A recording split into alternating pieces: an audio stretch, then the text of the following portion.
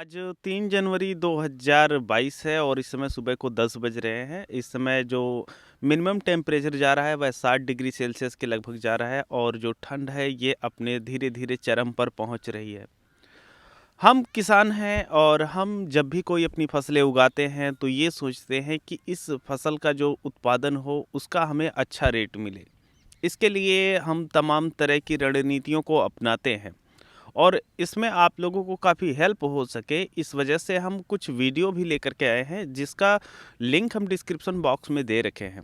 लेकिन आज की इस वीडियो में जिस रणनीति के बारे में हम आपको बताने जा रहे हैं यह रणनीति बहुत ही ज़रूरी है। इसका कारण यह है कि अगर इस रणनीति को आप नहीं अपनाते हैं तो सभी रणनीतियों को अपनाने का कोई भी फ़ायदा विशेष नहीं होने वाला है।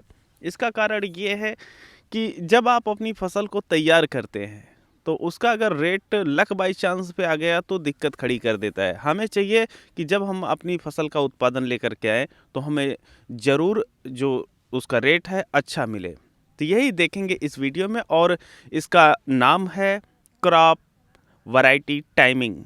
फसल वैरायटी या किस्में समयावधि, मतलब आपके फसल की जो वैरायटी है उसकी समयावधि क्या है और वह कितना मायने रखती है, उसे किस हिसाब से आप लोग अपने लिए अपने हिसाब से अपने मार्केट के हिसाब से एडजस्ट कर सकते हैं और चुनाव कर सकते हैं ताकि वह आप लोगों को फ़ायदा पहुंचा सके।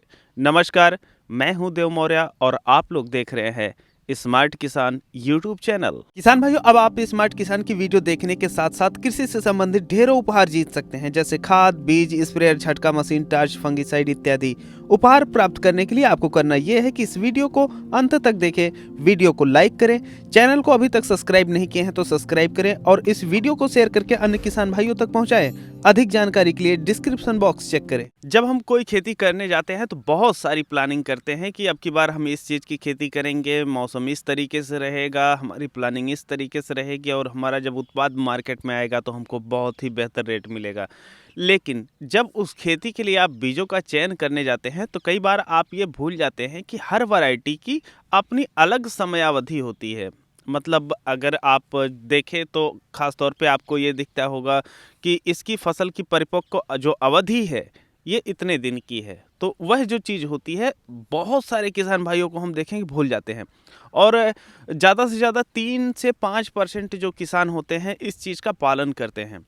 तो अब आपको भी ये चीज़ें काफ़ी ध्यान में रखनी होगी। यहाँ पर जो हम आपको बताए हैं कि क्रॉप वैरायटी टाइमिंग, जैसे जो आपकी फसल है और उस फसल के लिए जो आप वैरायटी का सिलेक्शन करने जा रहे हैं और उस वैरायटी की जो टाइमिंग होती है कि वह कितने दिन में उत्पादन देगी, यह बहुत ही ज़्यादा महत्वपूर्ण होता है। तो आप लोग आसानी से समझ सके तो इस वजह से इसका नाम हम रखे हुए हैं क्रॉप वैरायटी टाइमिंग। उसे हिंदी में बोले तो फसल किस्म अवधि। अब ये जो चीज़ है यह आपको निर्धारित करती है कि आप मुनाफा पाएंगे या नहीं पाएंगे। अब हम यहाँ पर सबसे पहले एक उदाहरण से समझ लेते हैं। मान लीजिए इस समय ठंड का मौसम है और मटर की खेती हो रही है, फूल गोभी की खेती हो रही है, तमाम प्रकार की खेतियाँ इस समय चल रही हैं रबी के मौसम वाली। अब हम मटर की खेती करने जाते हैं और हम निर्धारित करते हैं कि हमें मटर की अगेती खेती करनी है।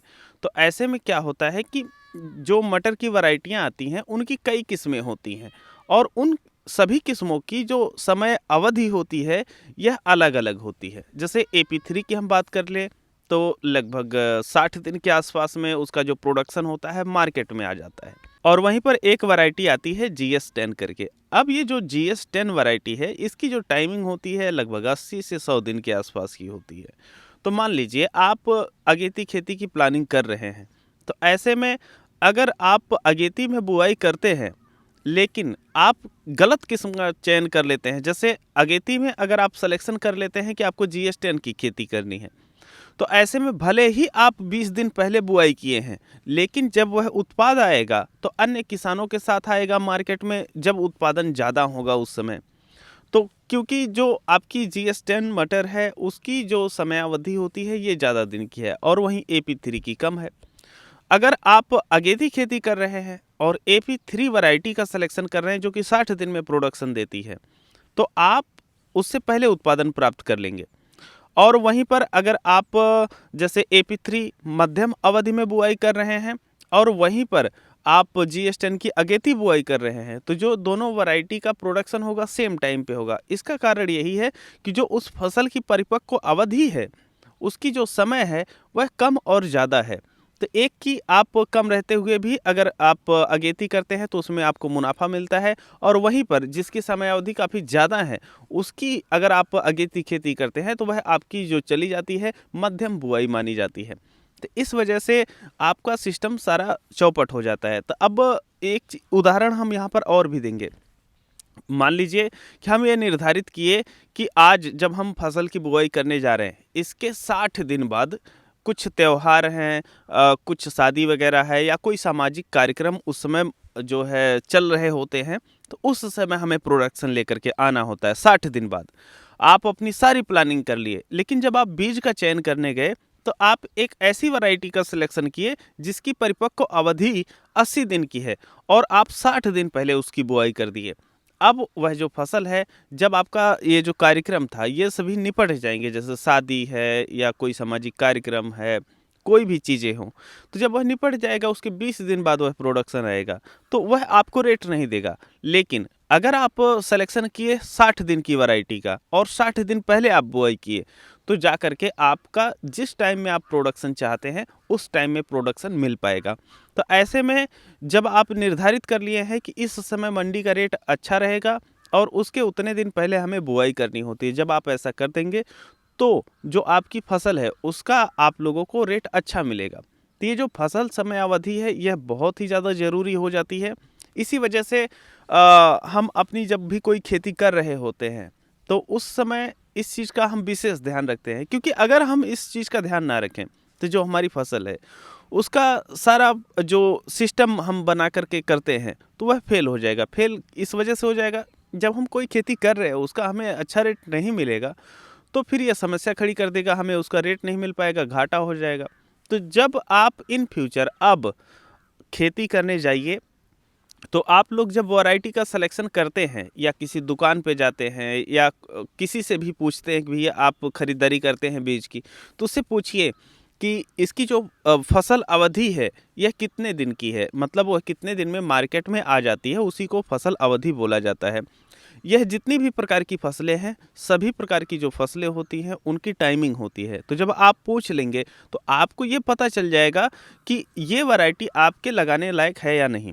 अच्छा, यहाँ पर एक प्रश्न और भी खड़ा होता है कि मान लीजिए कोई एक ऐसी वैरायटी है जिसका प्रोडक्शन तो काफ़ी ज़्यादा है, लेकिन उसकी जो फसल अवधि है ये भी ज़्यादा है, और जिस फसल अवधि की टाइमिंग कम है उसका प्रोडक्शन भी डाउन है। तो ऐसे में हमें क्या करना चाहिए?